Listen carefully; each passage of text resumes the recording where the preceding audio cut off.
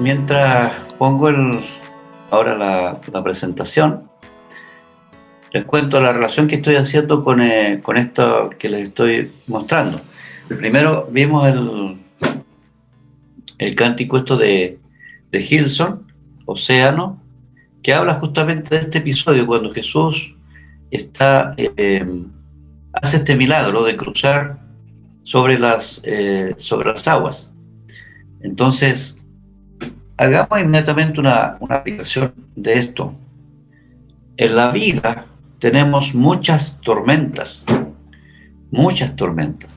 Y la tranquilidad que el Señor le da a los discípulos es la misma tranquilidad que Él nos da hoy día a nosotros. Si yo estoy contigo, si tú estás en mí, ten tranquilidad. Yo puedo caminar sobre las aguas. Entonces quería partir con ese pensamiento porque hoy día como que nos olvidamos de la grandeza de Jesús y inevitablemente vamos aterrizando sus milagros, sus grandes obras, y nos cuesta creer que Él hoy día está activo como en ese mismo momento. Entonces, mientras hacemos este estudio, piensen ustedes en que el Señor está contigo, y si Él está contigo no hay tormenta que Él no pueda superar. Él dice, el que viene a mí, no le echo fuera. Ese es el tema de hoy día. El que viene a mí no le echo fuera. Y la canción nos dice que Él nos puede llevar más allá de todas las barreras que puedan haber. Entonces, es una verdadera...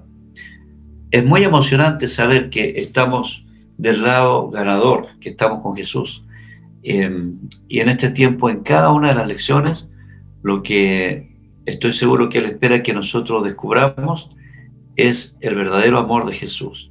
Sin duda que nosotros olvidamos que Él es absoluto, y de eso se trata esta lección hoy día, que Él es absoluto y como absoluto tiene el control sobre todas las cosas. El estudio de hoy día, capítulo 6, es descubriendo 21 evidencias del verdadero amor. De eso se trata este estudio. Son 21 evidencias, y de cada evidencia recordamos un versículo.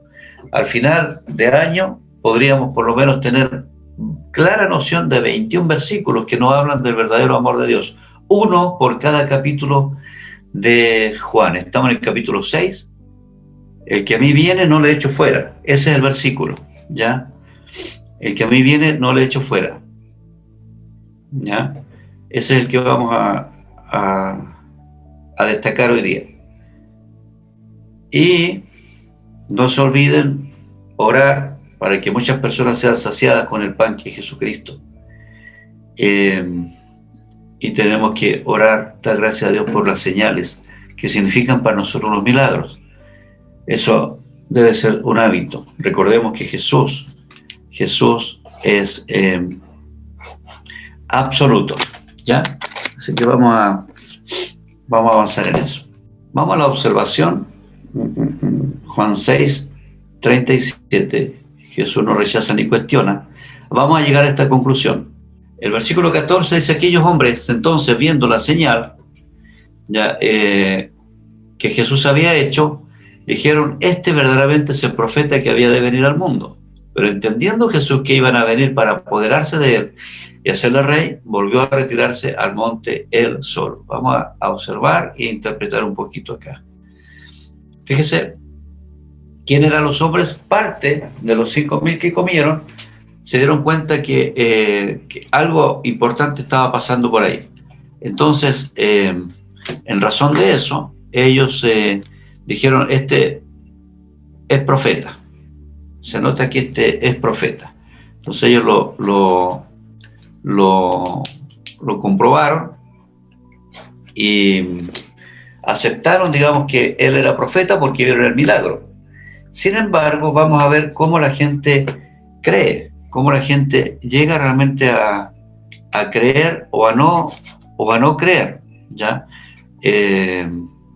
parte de los 5.000. ¿Cuál es qué vieron ellos? La señal que Jesús había hecho. ¿Ya? ¿Qué significa esa señal? La alimentación de los 5.000. Ahora, yo reitero esta enseñanza. Jesús alimenta a los 5.000 hombres, es decir, que sumado por lo menos un niño y una mujer por cada hombre, hay cerca de 15.000 personas, o sea, un estadio de El Salvador lleno, alimentó el Señor.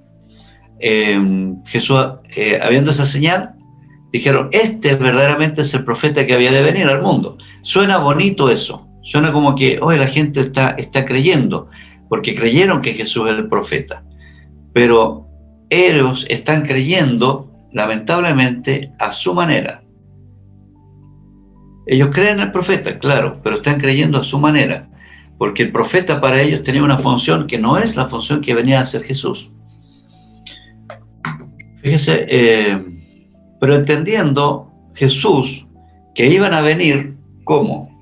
Para apoderarse de él y hacerle rey, es decir, apoderarse de Jesús, ¿sí? Y hacerle rey, eso está hablando de una creencia diferente a lo que Jesús estaba esperando.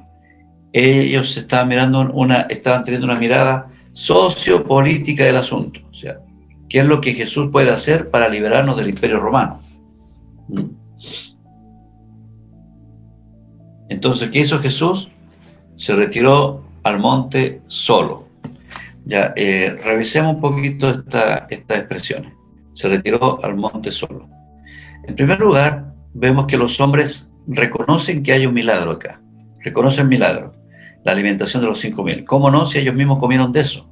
Entonces, habiendo reconocido el milagro, ellos interpretan el milagro, pero no reconocen, escuche bien, no reconocen la señal. La señal que el Señor está haciendo apunta hacia otro destino, no hacia donde ellos están dirigiendo su mirada. Porque ellos dijeron, sí, este verdaderamente es el profeta, pero están creyendo a su manera. A su manera. Lo creen como profeta, que había de venir al mundo, pero no estaban creyendo la salvación que el Señor estaba trayendo. ¿Ya? Y quisieron apoderarse de él para hacerle rey, es decir, sería el nuevo rey de los judíos. ¿Ya?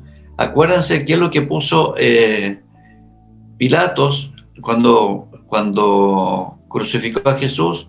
Jesús, hijo de Dios, rey de los judíos. Jesús, rey de los judíos.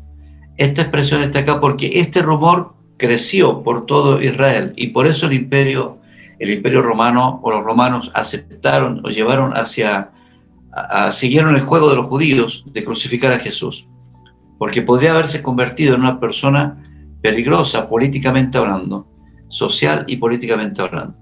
Entonces había gente que estaba creyendo a su manera.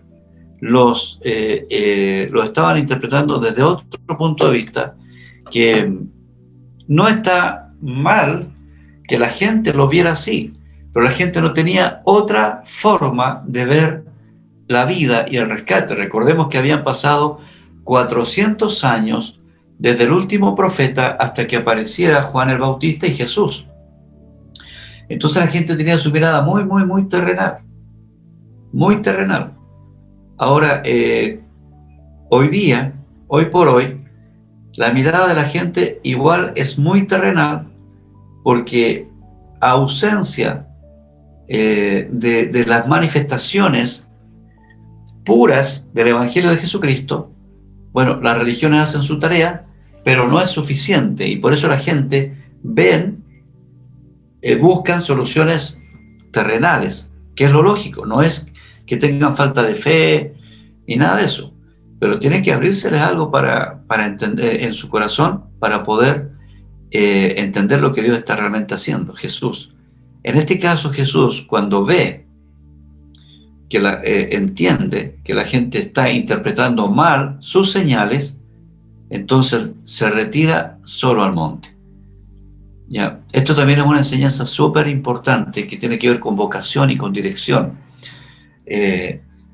Cuando tenemos un sentido a nuestra vida, cualquier cosa puede desviarnos, incluso la gente, y es importante volver a aterrizar y volver a la vocación y a la elección que el Señor nos ha dado. Jesús va, sin duda que se aparta a orar y a buscar más de la presencia de su Padre y a reorientar su vida hacia el objetivo con el cual venía, y no a embobarse e ir tras las ofertas que podía estar recibiendo en ese momento para convertirse en un rey, pero no como el plan de Dios lo tenía determinado.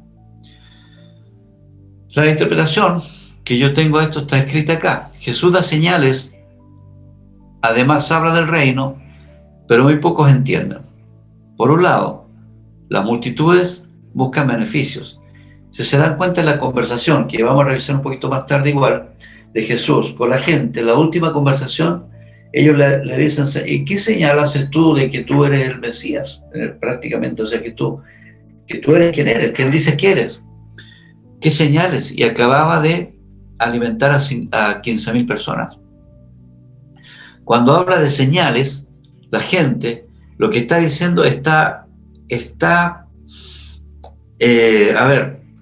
tentando a Jesús para que los alimente permanentemente.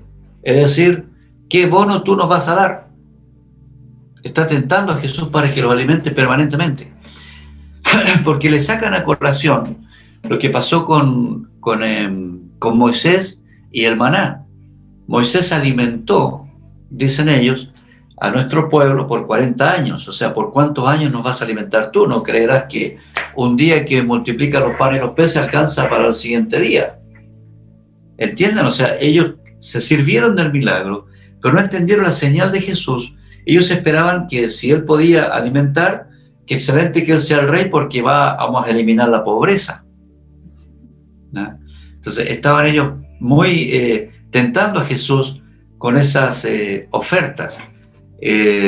Recordemos que los religiosos, por su parte, ya se habían sentido y se siguieron sintiendo amenazados en su sistema corrupto y su dominio, más bien su sistema religioso y su dominio corrupto del sistema.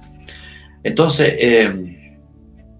ahí tenemos otra interpretación de lo que está haciendo Jesús. Ya tenemos dos, las multitudes, y ahora vemos los religiosos cómo lo están interpretando.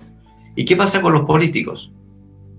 La gente que tenía otra mirada veía que ellos piensan legítimamente en una liberación social y en establecer un nuevo gobierno. Señor Jesús, ¿qué constitución nos ofreces tú? Tú eres un excelente nuevo candidato en tiempos de elecciones. Entonces ellos pensaban que Jesús iba a hacer la revolución para poder hacer el cambio y liberarse del Imperio Romano. Entonces estaba diciéndoles, y ahora sí lo están viendo, que Jesús da señales, ¿ya? Pero la gente lo interpreta de diferente forma, y hoy día pasa exactamente lo mismo. El Señor está dando señales, habla del reino. Este es su objetivo, hablar del reino de Dios, ¿ya? Pero la gente no entiende el mensaje de Jesús, porque habían pasado muchos años que no tenían mensajes tan potentes las personas de ¿cómo se llama? De Israel. Entonces, en razón de eso, interpretan de diferente manera. Las multitudes buscan beneficios. Los religiosos ven a Jesús como una amenaza. Y los políticos piensan en una liberación social, en establecer un nuevo gobierno. Entonces, esas son las trampas con las cuales el Señor tiene que enfrentarse.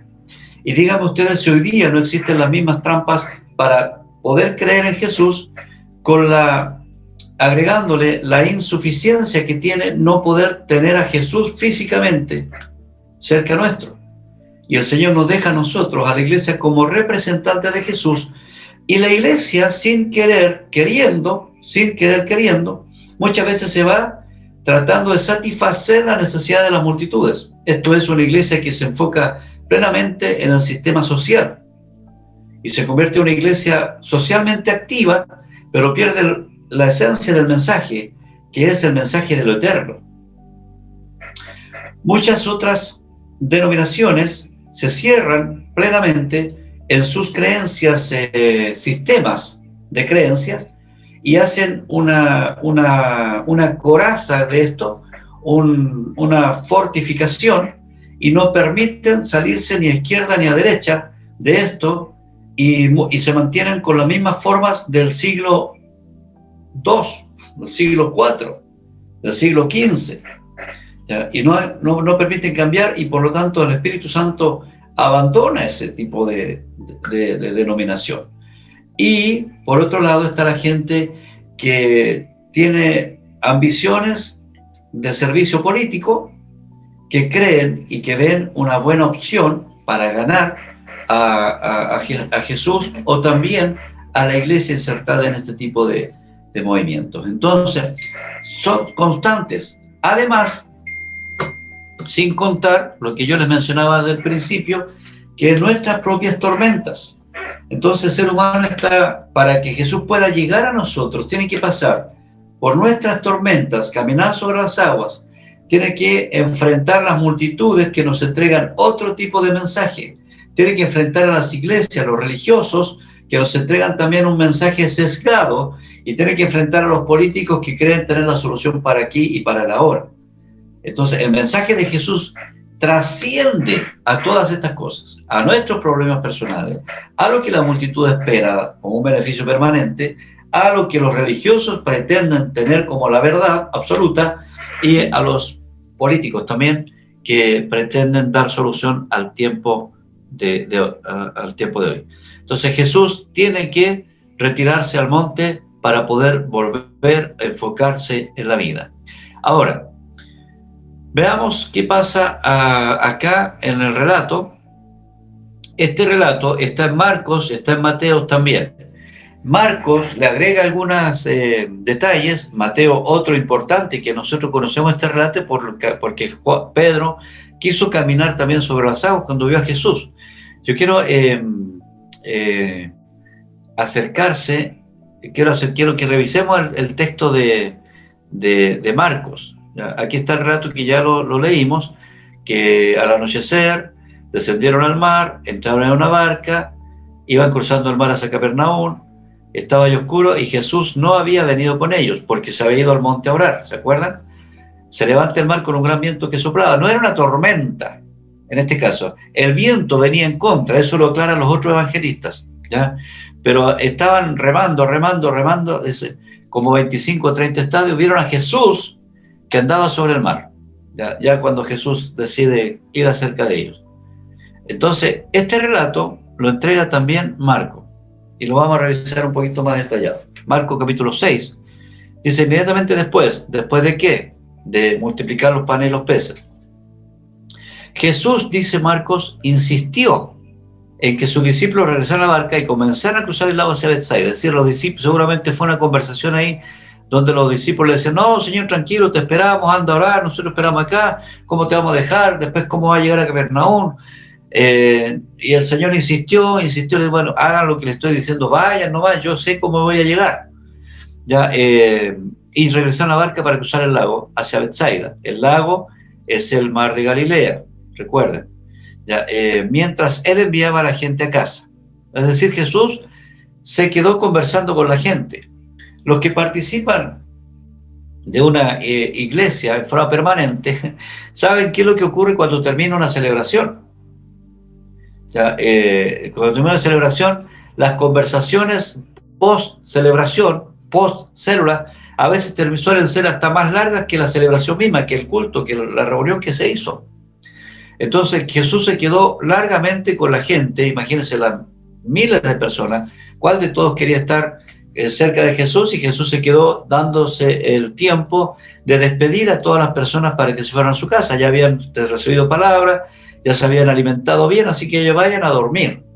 Después de despedirse de la gente, Jesús subió a las colinas a orar a solas. Entonces esos son detalles que Marcos nos entrega, de que Jesús primero despidió a la gente, primero mandó a sus discípulos que se fueran para que descansaran seguramente también. Él se quedó con la gente. Qué gesto más profundo. Hoy día los héroes, los grandes líderes muchas veces se van primero y dejan, si es que tienen guardaespaldas y todo eso, y Y no, o sea, ¿qué es lo que hizo Jesús? Él se quedó con la gente, él trató con la gente hasta el último. Se preocupó de sus discípulos que se fueran, se quedó con la gente y después de despedir a la gente, subió a la colina o a los cerros a orar. Ahora, esa misma noche, dice el Señor, o sea, dice Marcos, que los discípulos estaban en la barca en medio del lago y Jesús, el Señor, estaba en tierra solo. Los habían separado. Ahora Jesús vio que ellos encontraban en serios problemas. Jesús vio, entonces no estaban tan lejos.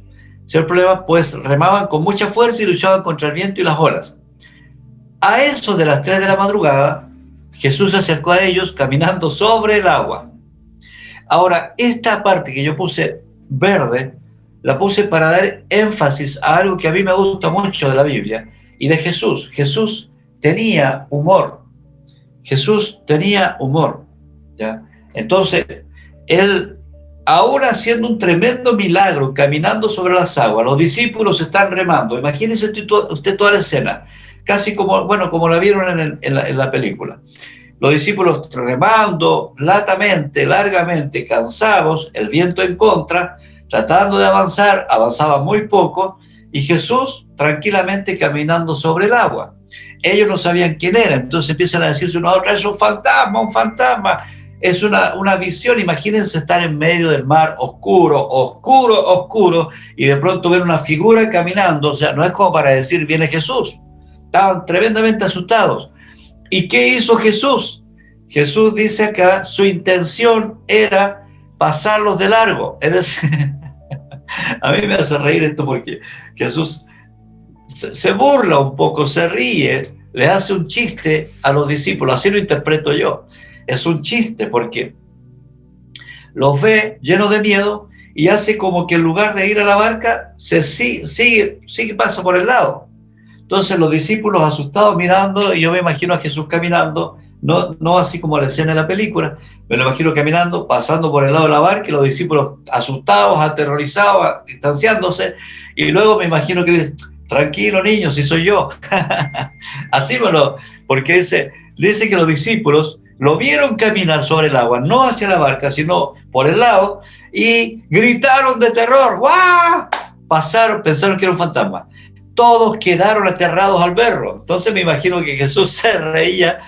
Por eso me gusta este actor de esta película, porque siempre está sonriendo, esa sonrisa que me imagino que la tenía Jesús.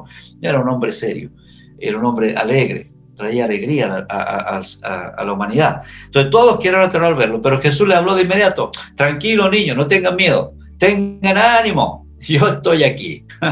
Tengan ánimo, yo estoy aquí. Entonces, ¿sabe? Yo creo que Jesús, perdonen, voy a hacer inmediatamente una aplicación. Creo que Jesús hoy día hace lo mismo con nosotros. A veces nosotros estamos en un barco remando con el viento en contra y nos parece, en lugar de ver al Señor, vemos un fantasma, porque el Señor sabe que tiene el control de la situación en que nosotros nos encontramos. Él siempre tiene el control, pero Él aparece como que no está tan interesado en hacernos algo. Y luego dice, tranquilo, yo estoy aquí. Yo estoy aquí. Recuerda esas palabras de Jesús. No tengas miedo a la enfermedad, a la dificultad económica, a los problemas sentimentales. No tengas miedo. Yo estoy aquí. Qué maravilloso. Me emociona mucho estas palabras de Jesús. Entonces subió a la barca y el viento se detuvo. Imagínense, todos los discípulos remos, dice, Jesús como que los manda a descansar, pero los mandó a trabajar más, porque Jesús podría haber dicho antes de caminar sobre el agua, haber hecho una oración y que el viento no soplara tan fuerte y los discípulos, o que soplara el viento a favor, sino que Él está haciendo con los discípulos, formándolos, está formando su carácter, como el Señor hace con nosotros. Para ejercer un buen liderazgo tiene que formar nuestro carácter y nos hace tener situaciones en contra, cosas difíciles. El mismo Jesús, dice Hebreos, aprendió obediencia por medio del sufrimiento. Entonces el sufrimiento no es algo que nosotros tengamos que ver con malos ojos, aunque nos duela. El sufrimiento es algo que el Señor siempre va a usar a favor nuestro también. Bien, entonces nos vamos a despedir. Voy a pedir a alguien que nos despide con una una oración